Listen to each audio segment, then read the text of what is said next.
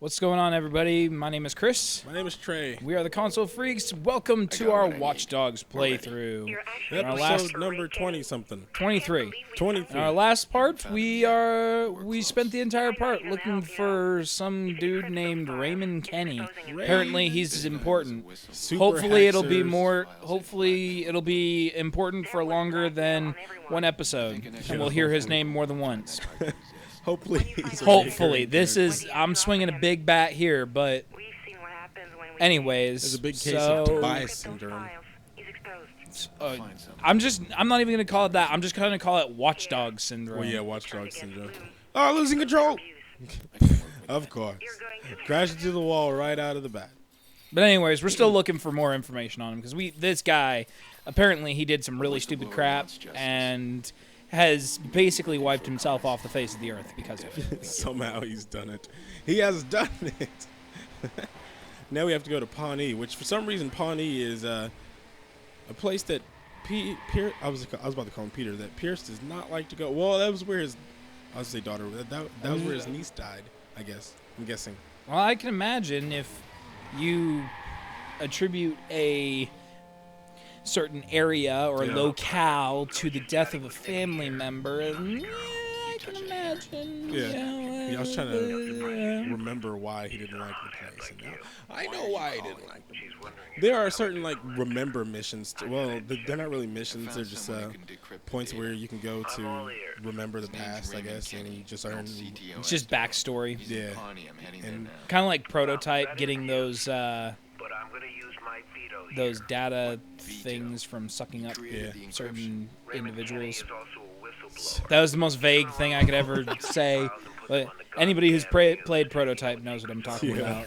Prototype is a completely forgettable game. That's a game I haven't played in a while. I haven't even played the second. I didn't play all the way through the first one. Yeah, same I here. haven't really played the second one either. You know, I started playing the first one. It's a very novel game when you first start out. You know, you've got this kind of super-powered human being, jump all over the city, free roam crap, kill anything however you want, and you got all these cool powers. And then the novelty wears off, and then it's just kind of I could never really just stay interested in it long yeah. enough to play it all the way through. It just kind of everything about it besides the gameplay gimmicks was kind of forgettable. Yeah. And that a lot of games suffer from that. Games like that, it just reminds me of Infamous. That's just exactly what it was. Yeah. Just Infamous with a different locale, a different story, slightly. Just like the It's Kate and Ashley game. Same mini games, just different place. Yes. If you guys don't know what we're talking about, obviously you don't follow Some Call Me Johnny. Which, why don't you? Shout out to For Some real. Call Me Johnny. Just go do it. Just go do it. Why haven't you liked it yet? Liked it. Subscribe. Two Console Freaks. Hi. My name is Trey. Every time Trey messes up his commentary, he has to reset. It's like a reset button. Hi, my name is Trey. We're the Console Freaks. Hello, it's me. It's me. Oh, Lord. Retakes. Flashback to the first time I tried to do a post commentary. Absolutely terrible. When was the first time you tried to do post commentary, Trey? It was on my individual channel. It was Which bad. one? Stuttercom? Yeah, I was wow. doing it was like sort of in the update type video, but it was still really bad. I'm really ashamed. I'll be honest. This was Console Freaks was the first time I ever actually attempted something post commentary. Yeah, I've done a little bit of some recording of video games and recording my voice at the same time. Some regular Let's Plays, but I'm no good by myself. I'm just not. I like being able to talk to people and get people's opinions and share my opinions, but it's a lot easier to do when you actually have somebody else there with an opinion that you can discuss. Yeah. Unless you're me. Well, but here's the thing. Did you just shoot him in the face and he didn't do anything? He's just like, I see you. Yeah, pretty much. I was like, oh, my friend just got shot in the mouth. I'm just going to sit there and look at his dead body. Ding dong. I have to stop using that. Got knocked the couch. Poor guy. Now, this is another one. Well, I was about to repeat something I've said in previous episodes. This is another one of those things where you can either kill everyone or do stealth, blah, blah, blah, blah, blah. Basically, every single section like this, you can either choose to kill everybody or stealth your way through. Yeah. That's what he's saying. Everything. Hey, everything the same way. But in this one, I don't actually kill everyone. Ooh, there's a twist. Oh. Twist. Oh. The variety. Ooh. Oh, the variety. I kill a few people, but that's beside the point. It's a very slow-moving game. Yeah. I think that's the only reason that, like, I'll say this, and I'm kind of giving away what I'm gonna say at the end when I give my final thoughts. But one thing that I'm noticing about this is that a lot of how the game is paced is it's really based off of these sections right here. Yeah. If they streamlined these sections and made them quicker, made them easier to deal with, maybe not necessarily easier to deal with, but made them something that you could take care of faster, that you could be creative in the ways that you did things. First of all, it'd be exactly like the Arkham games. And second of all, you'd probably cut about 3 hours off the total playtime. Yeah. Like, I'm pretty sure if they streamlined these sections right here, we'd be done this commentary and be sipping on mint juleps or whatever it is that the kids are drinking nowadays. But it feels like these sections right here have this artificial sense of padding. An artificial sense of padding? Yeah, basically it makes it feel like that these sections were put here for no other reason than to break the pace of your progression. Oh, okay. And like natural padding it's kind of like, oh, you do a side quest, somebody that you found is making you go do something else that doesn't necessarily pertain to the story. Yeah. Like that's a natural sense of padding in my personal experience. But like it feels like there's a very unnatural sense of padding. Like kind of like you're not really getting what you Trey, you just had it. I know. I was just about to say that. Retarded. So retarded. But and to me that's really bad design. Mm-hmm. It's just my opinion, but I feel like if you're going to make the game longer, give it legitimate content that makes it longer. Don't just bring the pace to a grinding halt. Either that or just make it more interesting. Like, yeah, I don't mind a shorter game as long as I feel like the game is keeping me interested. Yeah. Like, I'll be honest, I would pay more for Castlevania 4, for Super Castlevania 4 than I would this game. And that's because I feel more like I'm getting my money out of it. I don't feel bored at any point during that game. I feel tense. I feel satisfied when I beat Dracula's face. But I don't feel bored. I don't feel like the pace is grinded to a complete halt and that that I shouldn't have bought the game. Yeah. This game, though, I'm really regretting doing this. Actually, no, I like doing commentary on video games. But, for real, I personally can't imagine a point where I would play this game because of that. Like, with me, it didn't really bother me that much. The first time I was playing through it, this game just kind of got annoying real quick. but I just wanted to finish the game. So I was just like, I'm just gonna play it. A personal vendetta. Huh? A personal vendetta. Yeah, it was like I just really want to finish this game. This was the worst possible thing I could do. Just go this way. So now I have to swim. That's got it. And I wasn't thinking when I did it because I didn't want to go back and fight those guys because to me it seemed like it'd be pointless. So he finally figured out where this guy is. Actually, no, that's the last place where he was. At least that's what I'm guessing. Yeah. Swim, swim, swim. This and this too, where you can't. There's only certain objects you can climb onto, even whenever it's like level to you, and you can see. It makes it seem like you can climb on it, but nope. Well, that doesn't surprise me at all, it. though.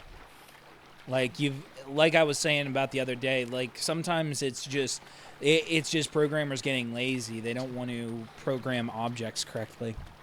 What was the game? I think it was Halo 2 that they made it to where everything was an actual was an actual thing, and you could it wasn't Halo 2.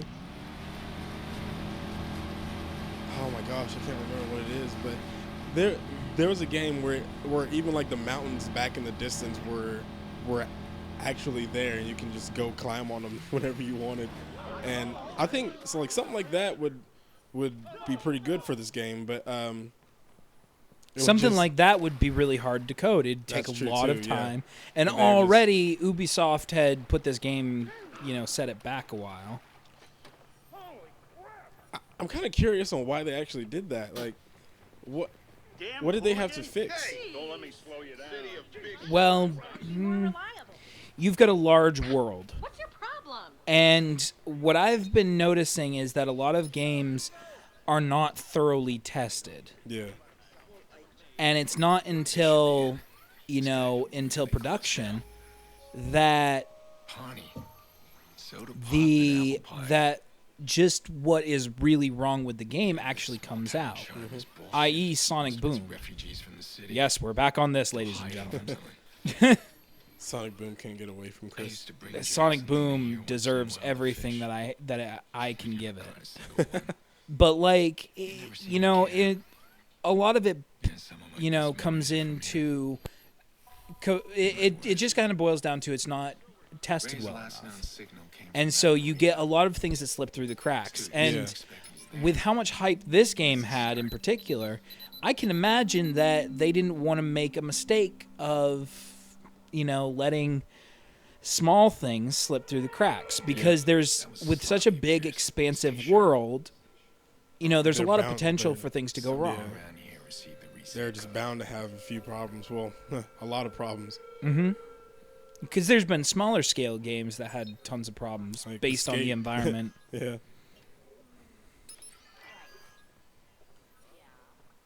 What is this? I think just like open world games in general would have a lot of problems. Even if they did take like long time to try to make it perfect, they would at least have a few problems here and there. Oh, of course. I mean,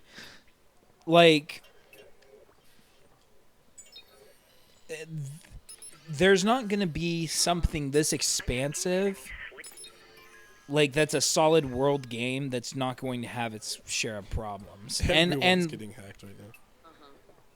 And I wanted to clear something up from a past episode. My whole rant on graphical quality and my feelings on it. Mm-hmm. The games that I suggested that I thought looked good do have their share of graphical hiccups. There's clipping issues, and there's sometimes there's pop in, and sometimes it just every game has stuff like that. Yeah. But when I see games like this, those issues are more noticeable because it's supposed to immerse me in the world. It's supposed to pretty much get me involved in what's going on in this world and make it feel like a reality to me, where it really doesn't do a very good job at that. Oh, just like imagine Oculus Rift games, how bad that those would be if you did it wrong. There's a lot of things that I feel would have a lot of problems with Oculus Rift. Like, and I feel like the Oculus Rift is a great idea in theory, but I feel like developers are not going to want to put the time into, like you said, doing it correctly. Yeah. And so you're going to get the people that are going to try it out, try to get their money's worth out of it, are going to go bankrupt in the process. Yeah. Because they're going to spend a lot of money and a lot of time and effort trying to make it work, and then nobody's going to buy it. And like, I haven't seen any Oculus Rift games either that even looked interesting at all, too. I honestly don't know of anything. Like, I can't remember anything off the top of my head that is actually Oculus Rift compatible. Well, yeah. Like, I've seen certain games, but I don't like remember what they are because there wasn't really. I haven't really been following the Oculus Rift. It was there. It was, virtual reality. That hasn't happened before. Yeah. Not. But, it never really stuck with me as something that I thought was worth my time.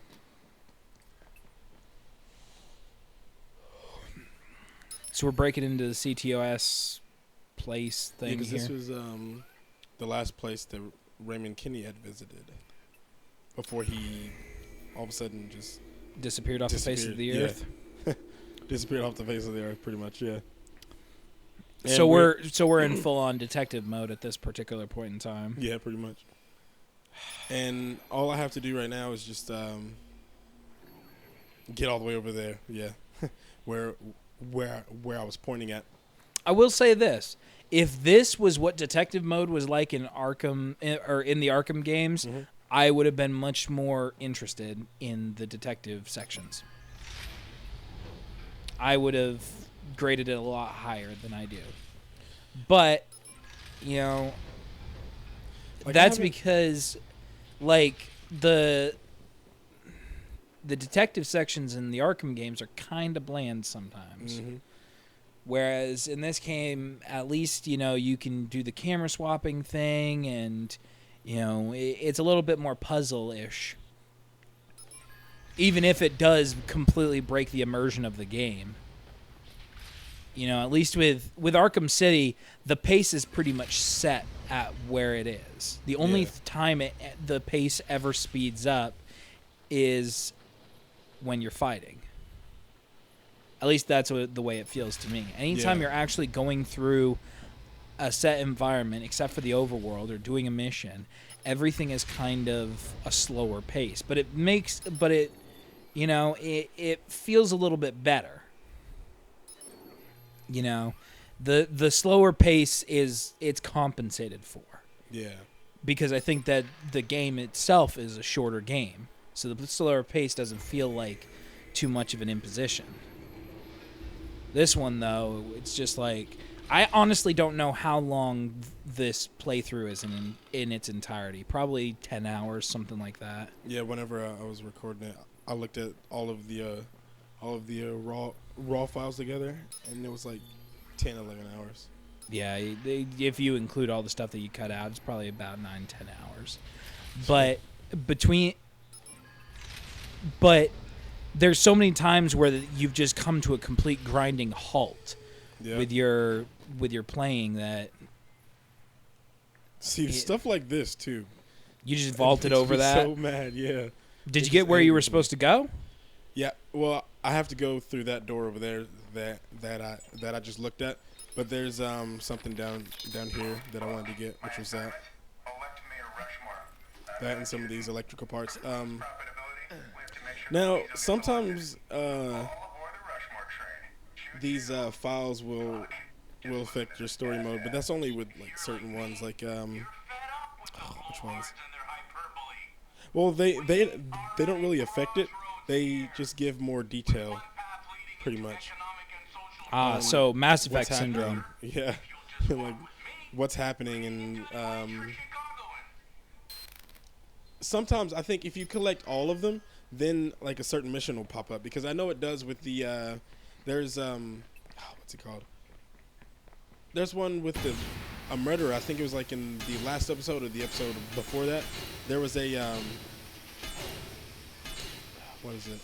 There was a body that I came across, and there was a audio file attached to it, and I had looked at the audio file, and it was like some creepy guy talking about creepy stuff, pretty much. And if you collect all of those from all of the hidden locations where the guys hid all of the bodies, then